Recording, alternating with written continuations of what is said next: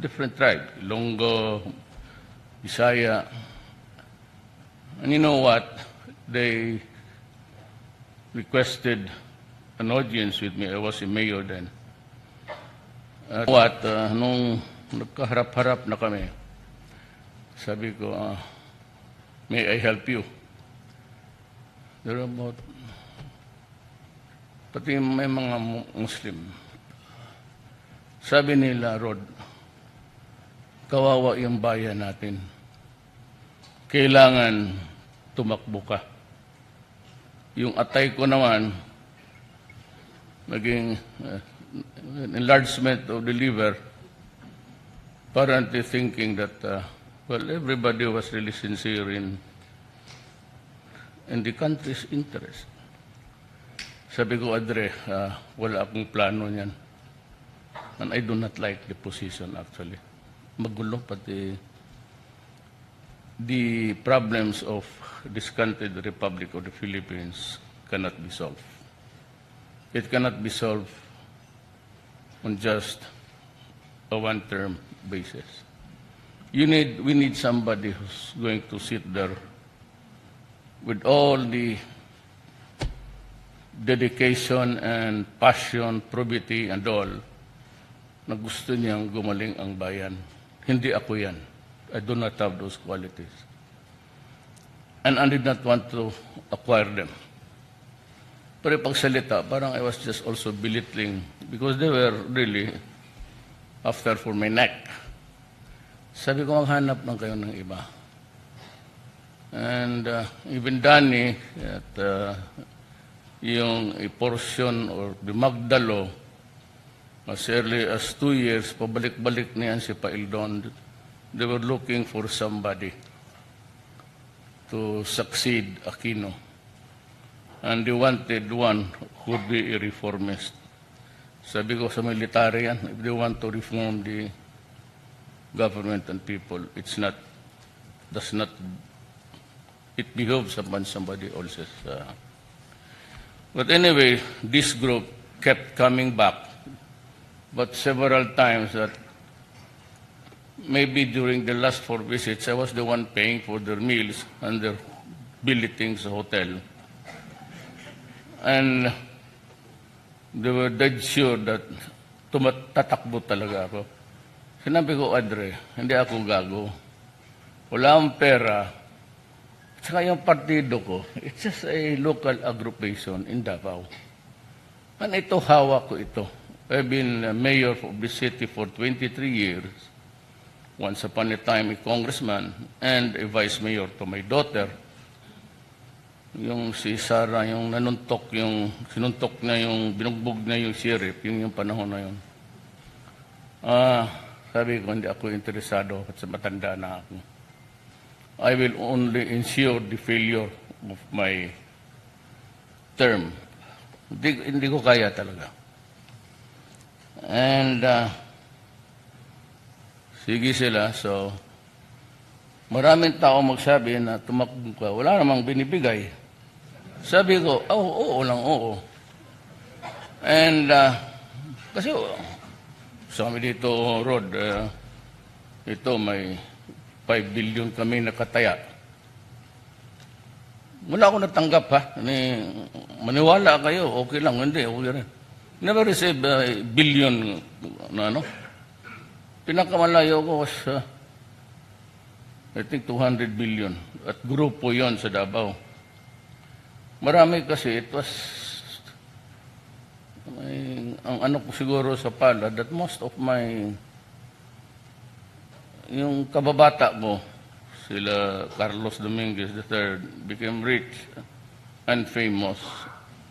And yun sila ang nagduodyok. Sabi ko, hindi ko talaga kaya. Sabi niya, gawain mo lang yung ginawa mo dito sa Davao. Ba't alam mo ba ang ginagawa ko dito? Basta Davao is hitting now a domestic growth rate of about 9, the highest so far. Pero yung may style ako na sarili na hindi ito pwedeng pang-national. Maraming mata eh. maraming mata. It's not about money. It never has been an issue sa akin ang pera. Patayan at babae raw. Pabalik-balik, babae. Kaya marinig na naman ako ni Chelsea. I was not joking. You listen to the tip. I was being sarcastic. I said, you behave, all of you guys, because I get to be blamed for anything. Sabi ko, you might be sa dalawa, tatlo, pero dalawa, pang tatlo ako na ang masasabit diyan as your commander-in-chief. Kung mag-rape ka. You know why? Because yaman ang kalaban ng sundalo. Ang sundalo walang kalaban eh. Especially the American soldier. There has never been any fighting since Vietnam. Ang kalaban ng mga sundalo na Amerikano, yung mga Pilipina na babae pinagre-rape nila. Kasi dyan ako.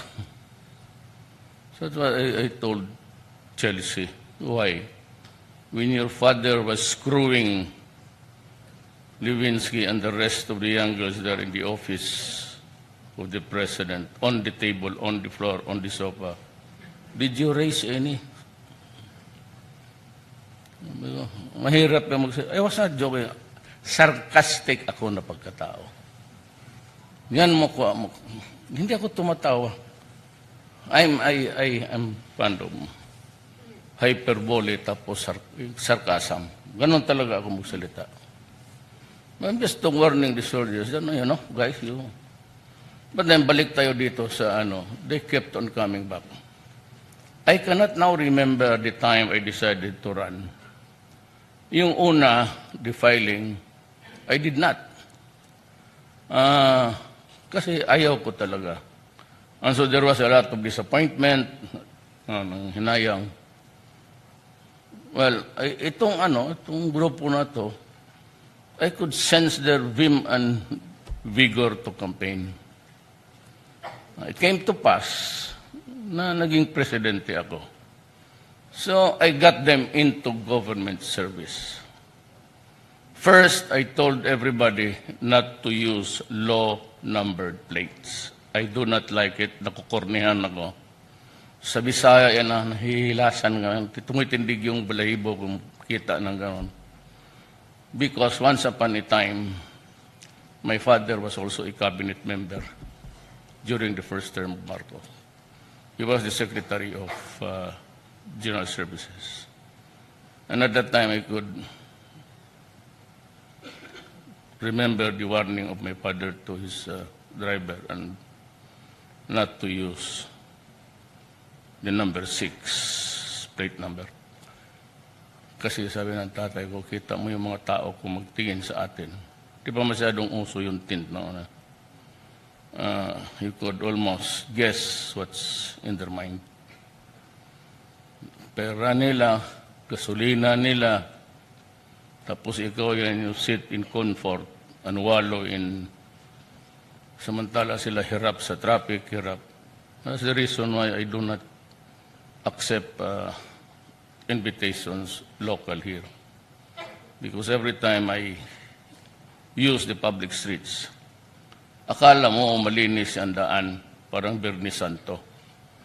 But actually, I know na lahat ng kantong dadaanan mo, and they estimate your the leaving and arrival, but mga 15 minutes, nakabara na yung mga kanto. And everybody else goes to the sides. And you just don't know how you create exponential trouble behind those sa kanto na pinara mo. It piles up sa likod. Kaya hindi ako talaga tumatanggap. I'm sorry, but kasi nagta-traffic eh. Nahihiya ako sa mga tao. But if I can use the chopper, the helicopter, mas mabuti pa. Kuntahin mo yung gasolina na magamit mo at kunta yung sa gasolina ng wasted time and hours of the people. It's amount to nothing. Nung presidente na ako, appointed this guy and them sa different office. And the first time I noticed he was the one first to go out of the country. He went to Washington and brought along some local officials. So tahimik lang ako. Because I told everybody not to use it sparingly. Na wag masyadong walang low number. And I said, do not expect special treatment. I do not want you to. Ang tao talaga, I don't know, but there seems to be an agenda all and every other people's mind. They may want to appear to you as a crusader, as a reformist, or whatever. Pero kung kayo ang andyan, bantay kayo, there's always that nakatago. Hindi ko naman kasi lahat naman tayo dito, mahirap. Kung mayaman kayo, bakit magkita-kita dito para trabaho? Trabaho sa gobyerno talagang patayan ito sa oras.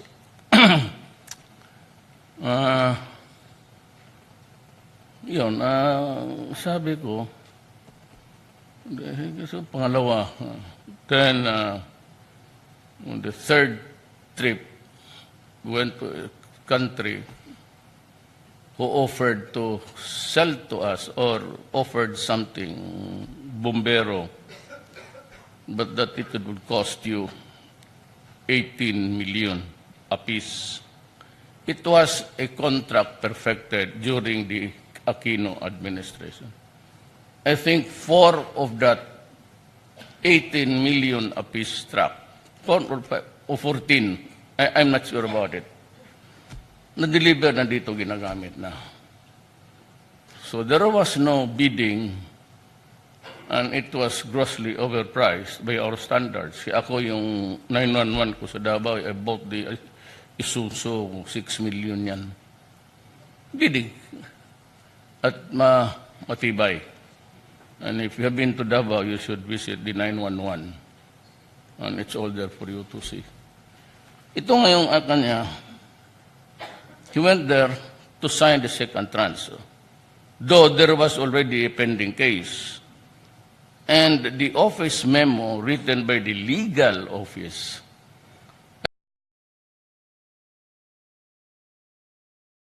advised him to suspend muna in the meantime. Ayaw ko kung anong, I just went ahead to sign the second tranche, the second delivery. Doon ako na galit. Despite the advice of his legal officer, when I asked him dyan sa cabinet, sabi ko, bakit mo pinirmahan yung ano? Did you not read the office memo? Sabi niya, I was never furnished a copy. Yung kabalastugan, legal office mo, hindi mo nabasa yung memo. But Dominguez was right beside me. He was showing sa tablet niya. The wherewithals. Kaya I lost my patience. Very few times in my life that I would show an emotional outburst in public. Ayun, ano yun. But one time sa Davao, there was this regional meeting of the municipal mayors of Mindanao. Don't go down. Pati dito, all governors, pati city mayors, all over. Ibang araw lang, sinabihan ko talaga sila, putang ina na, papapatayin ko talaga kayo. Huwag kayong magkumpiyansa sa akin, mayor, putang ina mo, ipaambos kita.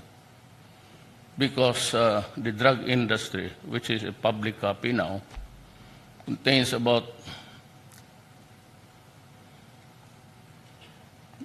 11,000 barangay captains. The most basic unit of our government. Mayors, mga almost 40-something. Hindi ko na kaya. Lahat, pati gobyerno sinabi ko, huwag ka talaga magkamali sa akin. I will only pass through this once. Pag sinabi kong wag, kasi yariin talaga kita. That was my warning. So, yung malaman mo lang kung ano ang nasa isip ko. Ngayon, itong buang na ito, one time, pinatawag ko yung mga mayors. So, he was also there. Sabay kami baba. When he passed by because he was ahead, nagsirin. Hindi na nga pinapagamit yung... There are really people who want their presence felt in a crowd. Yung ano ba, but he was this guy, he was never elected, but he was appointed OIC during Cory's time. I will not name him publicly. Parang kulang sa pansin. Ni ako mismong presidente, hindi ako nagagamit ng blinker lang ako. Yun lang ang maasahan mo sa akin. Hindi ko naman mapigil tong mga... Baka kung ako maglinya ako, okay lang. I've been used to it. In Davao, I don't have, for the life of me, never use except emergencies. Putok ng airport, putok ng pantalan. But on ordinary day, I simply, and my daughter does not allow it also. Kaya yung mga town mayors magpasok diyan sa ano kung saan.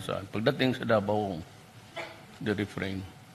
Itong kamuting ito, nagsirin tapos surrounded by 10 policemen with Armalites. Sabi ko, putang ina, sinong papatay sa iyo? Hindi ako nanalo, hindi ka makilala kung sino. I mean, that was what was going on in my mind. Kaya yan. Kayo, nandito tayo sa gobyerno, simple lang tayo. Actually, mag-ano ka dyan, papurma-purma ka, lalo ng iba. Pagbaba mo dyan sa Makati, sa ano, patindig-tindig ka ba. Akala natin, people admire us because we are in public offices. But actually, nag-smirk yan. Mga to. Ganun, ginahiya ko na talaga kasi yan ang totoo. Lalo na yung too lavish ang... Sabi ko, walang magsakay dito ng Mercedes-Benz. You use the ordinary... You buy the car that an ordinary manager, kasi manager, nandiyan ka naman sa gobyerno, yan ang bilhin mo. Ako may Mercedes-Benz dyan, no? Binigay sa akin. State of the art, hindi ka na talaga mamatay. Kasi armor daw. Baski 50 caliber, hindi lulusot. Eh putang ina, hindi na ako mamamatay niyan. So if I get to live 120 years old, who's gonna feed me? Sino yung mag-oxygen sa akin? Why do you have to? Tama na yan. When you are no longer useful, then you should rest. Ako, I'm 72. By the time I would leave this office, I'd be glad to collapse there and totally iwi ako sa Davao, cargo na lang. Yeah, totoo yan, ha? And I can show you my last will and testament that I will be cremated within 24 hours. No ceremony of any kind. My wake should strictly be private. And I just enumerated, excluded kayo lahat, the few people that I want to go there to visit me if they so wish. Maraming kuan sa... Hindi ako nagpabilib sa inyo. Pero gano'n naman talaga. Kung magtanong kayo ng taga-Davao, that's how I'm full of sarcasm and yung storytelling na, gano'n. Yung morbid. Pero yan talaga ang totoo. No necrological services. Kasi member ako ng Congress, no? Hindi, badalhin ka dyan. Putang inang batasan kung bansa. Walay batasan, tawag sa amin yung Bisaya.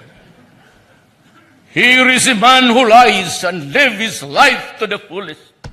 He was a president and he governed this country. The son of a bitch. Doon sa isip niya sa loob. Iba lang yung lumalabas. Sus Maria Josep, huwag ninyo bulahin. Kaya ganon. Kaya dito walang utang-utang na loob. Nagtrabaho ka, expect you to. Yun ang utang na loob mo sa tao, katrabaho ka.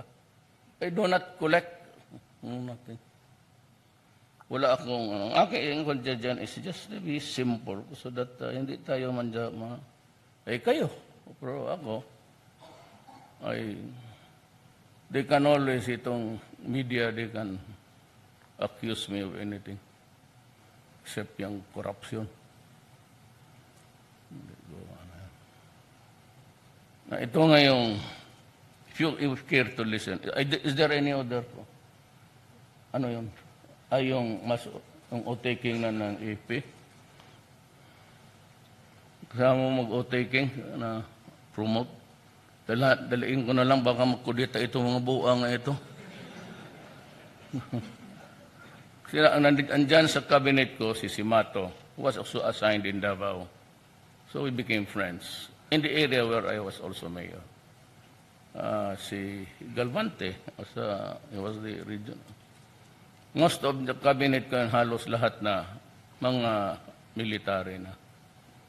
Alam mo kasi, pati ako, si Gloria, si Pinoy, alam mo bakit kinukuna namin ang mga military? Sa sensitive pa. Yan lang utusan mo matino. Pag sinabi mong gawin mo yan, ginagawa talaga.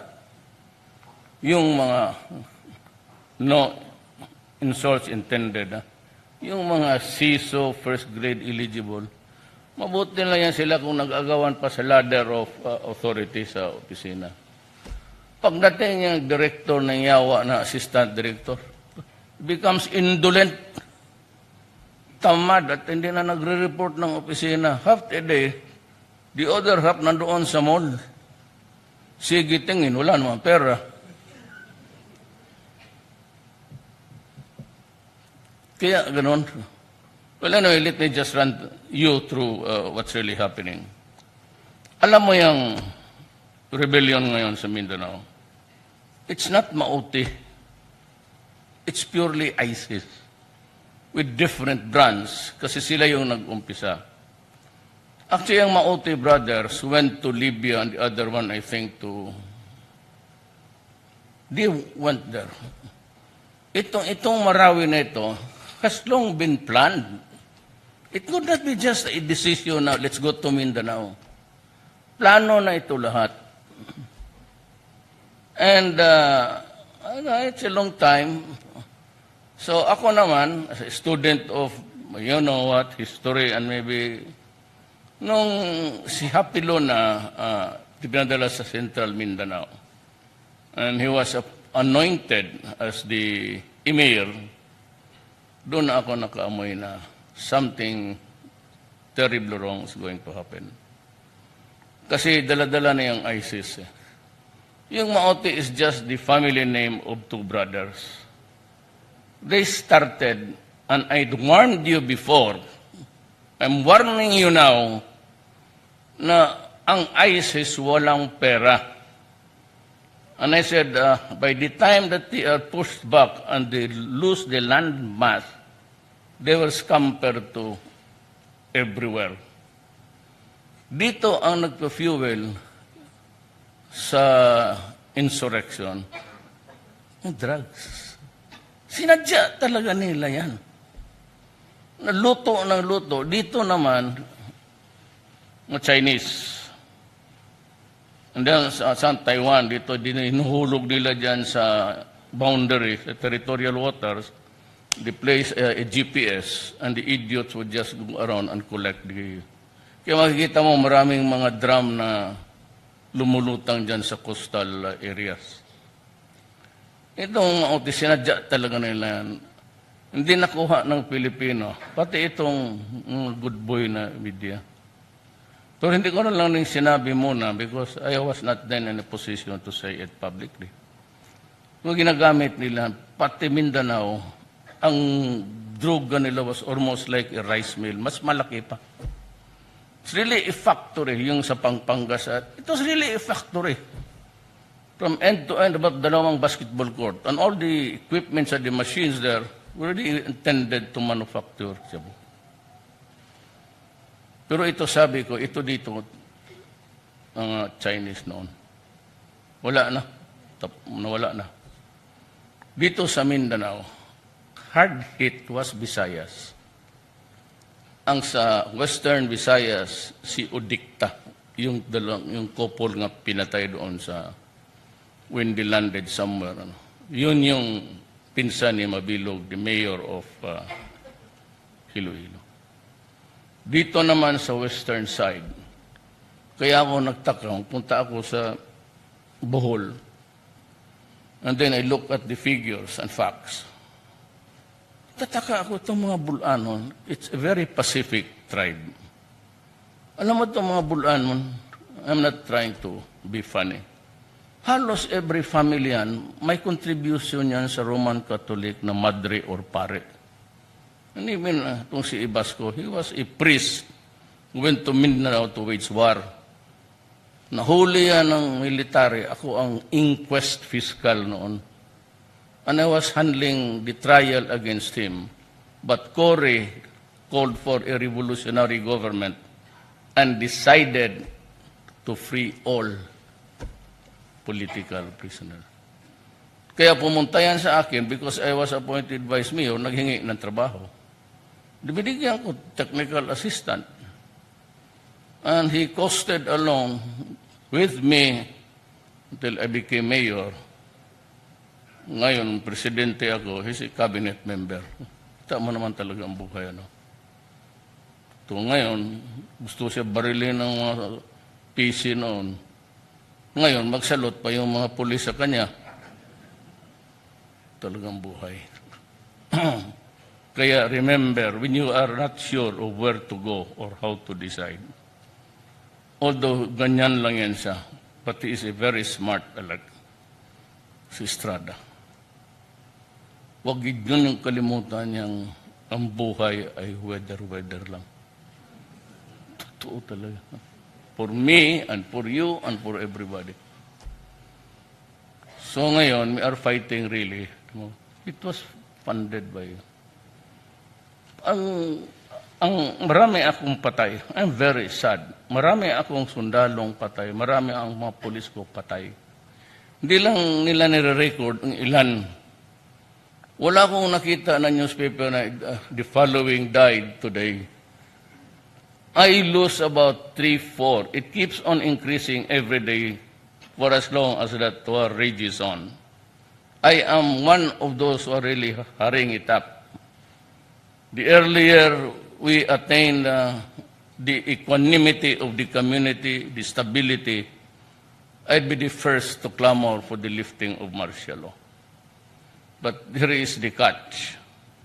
Sabi nila, I did not consult the military. Alam mo na, you can hardly talk to the fools and to the stupid. They will never understand. You do not declare martial law without asking the soldiers and the policemen. Kaya nga nila sabi na ako na nag-declare ako na walang permiso sa military pati police. With more reason ngayon, tanungin ko ang military pati police, are we okay? Because if we are, then let's lift it immediately. But for as long as the military will say, sir, hindi pa talaga kaya. And it's beyond 60 days. Congress must understand that we need more time. Because there's holo, which is also bursting. And on top of that, I am facing 3 fronts. I have terrorism in Mindanao. I have the drug problem. And itong mga ordinaryo, the kidnap or ransom and everything. Kaya kung patayin yan sila, huwag kayong magtaka. I am,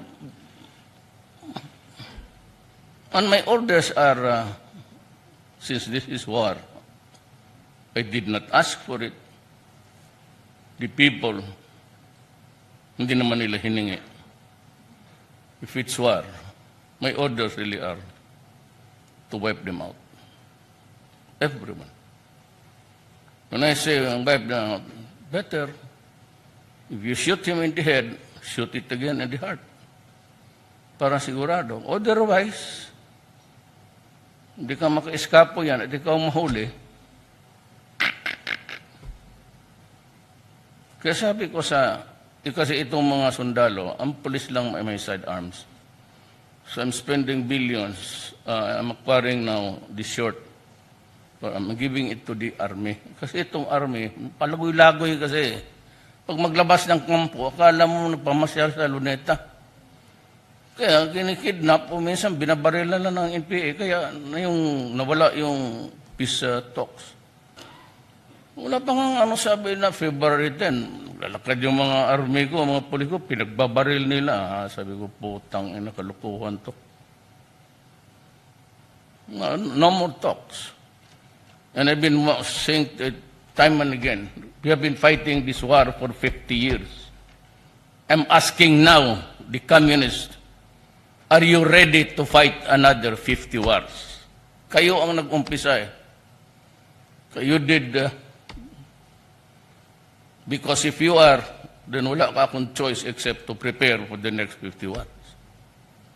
And I'll just have to arm the government properly. So yan ang, kung sabi mo anong order ko, igera to, patayan to, nobody asked for it.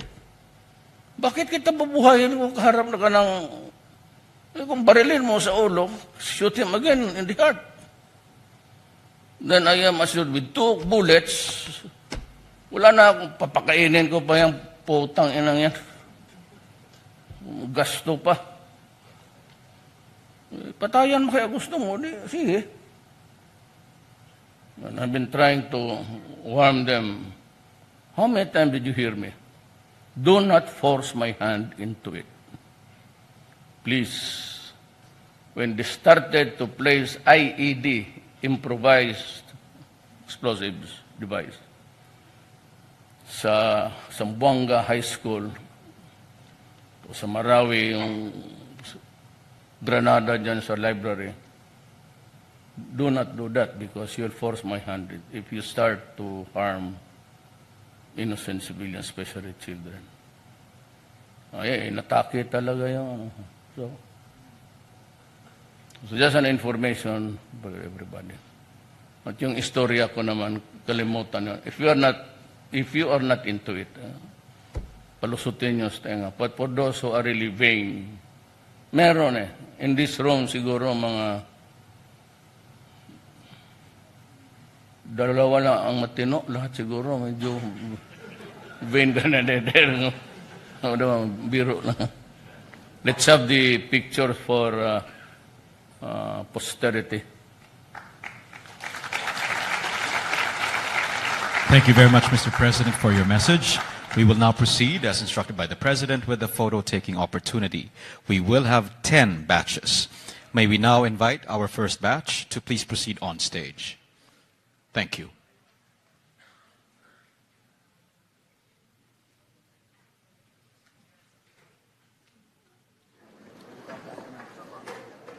May we ask the second batch to please prepare.